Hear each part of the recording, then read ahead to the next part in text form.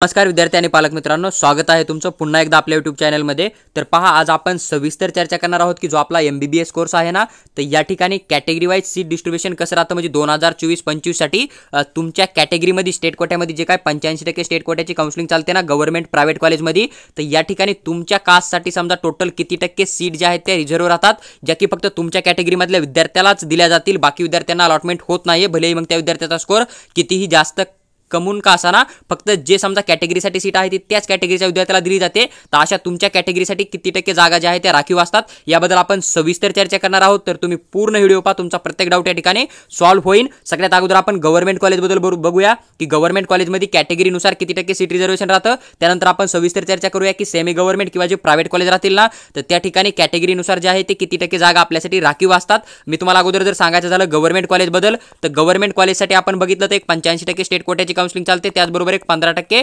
All India कोट्याची counselling चालते। या ठिकाणी तुम्हाला कुठल्याही प्रकारचा डोमासाइलची गरज पडत नाहीये। ऑल ओव्हर इंडियामधून कुठलाही विद्यार्थी या ठिकाणी अप्लाय करू शकतो। त्यामुळे 15% जो ऑल इंडिया कोटा राहतो ना, इथला कट ऑफ तुम्हाला थोडा हाय बघायला भेटतो, जो की 85% स्टेट कोटा आहे ना, इथं फक्त महाराष्ट्र डोमासाइल जो असतो ना बच्चा, तर त्याच विद्यार्थ्याला या ठिकाणी अलॉटमेंट केलं जातं। आणि ज्या कॅटेगरी वाईज सीट जेवढे वॅकंट राहतील ना, तर त्या कॅटेगरीच्या विद्यार्थ्यालाच ते अलॉटमेंट केलं जातं। त्यामुळे समजा कॅटेगरी वाईज जो आहे तो 85% स्टेट कोट्याचा कट ऑफ तुम्हाला कमी पण बघायला भेटतो।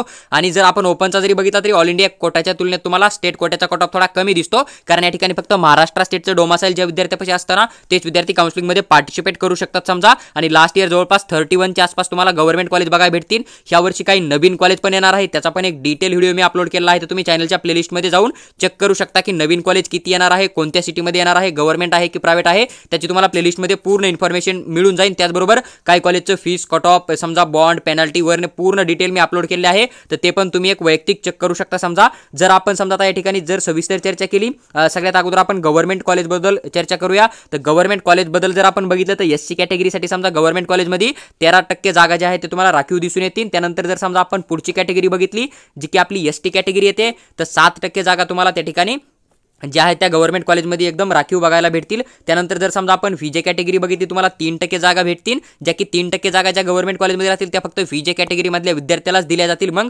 भले तो व्हीजे कॅटेगरीचा विद्यार्थ्याचा स्कोर कितीही कमून का असाना, पण त्या जागा त्या विद्यार्थ्याला आहेत तर त्याच विद्यार्थ्याला अलॉटमेंट केलं जातं, ही पण गोष्ट तुम्ही लक्षात घेऊ शकता। त्यानंतर जर आपण NTB साठी बघितलं तर जवळपास 2.5% जागा आपल्याला राखीव बघायला भेटतील। जर आपण NTC चा विचार केला तर 3.5% आपल्याला गव्हर्नमेंट कॉलेजमध्ये जे आहेत ते सीट रिझर्वेशन बघायला भेटतं।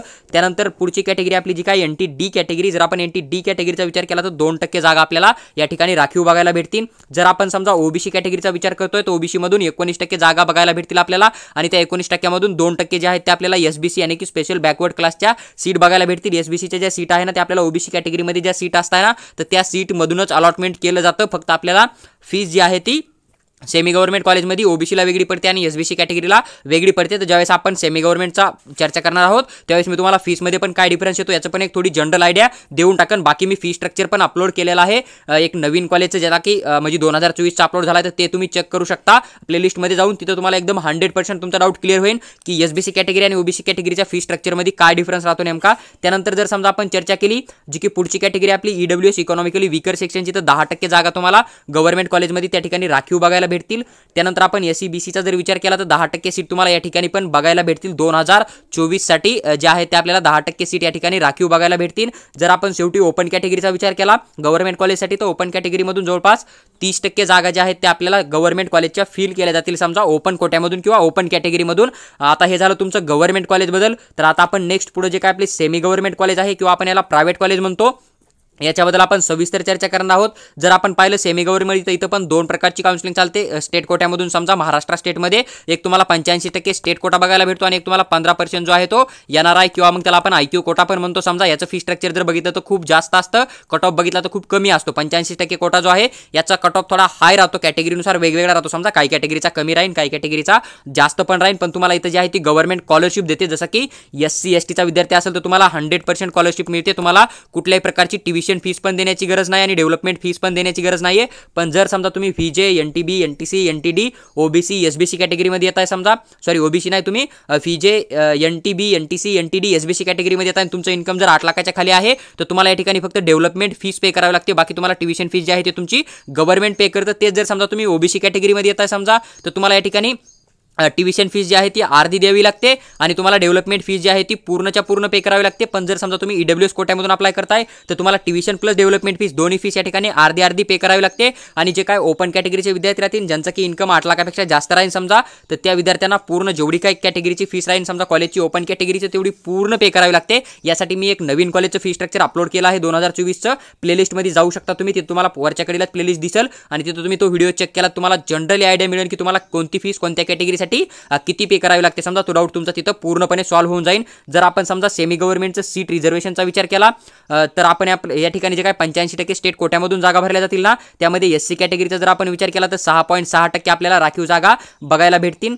त्यानंतर जर समजा आपण ST कॅटेगरीसाठी विचार केला तर 3.3% जागा बघायला भेटतील. जर आपण FJ कॅटेगरीबद्दल विचार करतो तर 1.5% जागा बघायला भेटतील. त्यानंतर जर समजा आपण NTB कॅटेगरीचा विचार करतोय किंवा NT1 कॅटेगरीचा तर 1.25% जागा तुम्हाला या ठिकाणी बघायला भेटतील. त्यानंतर जर समजा आपण NTC कॅटेगरीचा विचार करतोय तर 1.75% जागा बघायला भेटतील. NTD कॅटेगरीचा जर आपण विचार केला तुम्हाला 1% जागा ज्या आहेत त्या राखीव बघायला भेटतील या ठिकाणी प्रायव्हेट किंवा सेमी गव्हर्नमेंट MBBS कॉलेजमध्ये महाराष्ट्र स्टेटमध्ये. त्यासाठी फक्त तुमच्याकडे महाराष्ट्र स्टेटचा डोमासाईल हवा आणि तुमच्याकडे NTD कॅटेगरीचे पूर्ण डॉक्युमेंट हवे. त्यानंतर जर आपण OBC कॅटेगरीचा विचार केला तर 9.50% तुम्हाला जागा बघायला भेटतील. आणि यामधूनच तुम्हाला स्पेशल बॅकवर्ड क्लास जे आहेत ना यांचं पण अलॉटमेंट केलं जाईल. फक्त स्पेशल बॅकवर्ड क्लासेसमध्ये तुम्हाला प्रायव्हेट कॉलेज किंवा सेमी गव्हर्नमेंटमध्ये फक्त डेव्हलपमेंट फीस पे करणार राहते. पण OBC कॅटेगरीचा विद्यार्थी असेल तर त्याला डेव्हलपमेंट फीस पूर्ण पे करावी लागते आणि ट्युशन फीस जी आहे ते तुम्हाला या ठिकाणी हाफ पे करावी लागते. ही गोष्ट तुम्ही लक्षात घेऊ शकता. त्यानंतर SCBCचा जर आपण विचार केला तर 10% तुम्हाला या ठिकाणी सीट रिझर्वेशन बघायला भेटेल सेमी गव्हर्नमेंट आणि प्रायव्हेट कॉलेजमध्ये. पण समजा जर तुम्ही ओपन कॅटेगरीमधून काउन्सिलिंग करताय तुम्हाला 50% जागा ज्या आहेत त्या सेमी गव्हर्नमेंट किंवा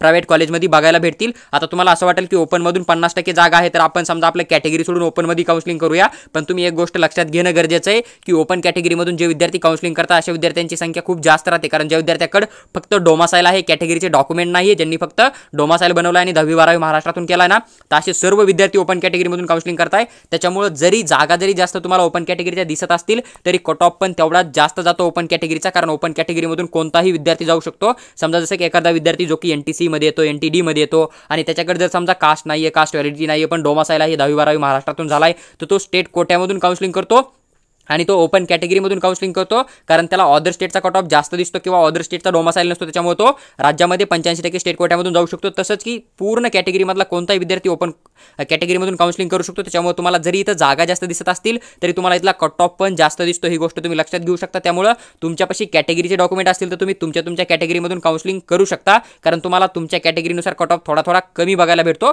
बाकी OBC झालं किंवा EWS झालं, NTD, NTC झालं, या कॅटेगरीचा कट ऑफ तुम्हाला लगभग सेमच बघायला भेटेल. तुम्ही लास्ट इयरचा पण चेक करून घेऊ शकता. त्यानंतर जर आपण चर्चा केली समजा IQ कोटा किंवा NRI कोटा तर 15% जागा तुम्हाला प्रायव्हेट कॉलेजमध्ये त्यांचे रिझर्व दिसतील आणि त्या फक्त त्याच कोट्यामधून भरल्या जातील, त्या की तुमच्या स्टेट कोट्यामधून भरल्या जात नाहीये. ही पण गोष्ट तुम्ही लक्षात घेऊ शकता. तर हे पूर्ण जे काय समजा सीट राखीव होत्या गव्हर्नमेंट तसंच प्रायव्हेट कॉलेजमध्ये कॅटेगरीनुसार किती टक्के सीट होते त्याची आपण सविस्तर चर्चा केलेली आहे. तर तुम्हाला काही डाऊट असेल तर तुम्ही व्हिडिओच्या कमेंटमध्ये कमेंट करू शकता. आम्ही तुम्हाला तिथं पर्सनली रिप्लाय करण्याची पूर्ण कोशिश करू. त्याचबरोबर जर समजा तुम्हाला आमचा पेड काउन्सिलिंग जॉईन करायचं असेल तर तुम्ही आम्हाला व्हॉट्सअपवर पण मेसेज करू शकता. तिथं आम्ही तुम्हाला पेड काउन्सिलिंग बद्दल पूर्ण इन्फॉर्मेशन शेअर करू. त्याचबरोबर जर समजा तुम्हाला प्रत्येक अपडेट पर्सनली हवा असेल, प्रत्येक PDF पर्सनली हवे असेल किंवा तुम्हाला आमच्याबरोबर कॉलवर बोलून तुमचा हर एक डाऊट किंवा व्हॉट्सअपवर हर एक डाऊट सॉल्व्ह करायचा असेल किंवा तुम्हाला ॲडमिशन चालू झाल्यापासून ते ॲडमिशन संपेपर्यंत जर समजा तुम्हाला आमच्याबरोबर पर्सनली कॉन्टॅक्टमध्ये राहायचं असेल, कॉलवर बोलून तुमचा डाऊट सॉल्व्ह करायचा असेल तर आमचा एक पर्सनल गाईड कोर्स आहे ज्याचा की तुम्हाला 500 रुपीज चार्ज बघायला भेटेल. तर तुम्ही व्हॉट्सअपला पेमेंट करून स्क्रीनशॉट पाठवा. आम्ही तिथे तुम्हाला आमचा पर्सनल नंबर शेअर करू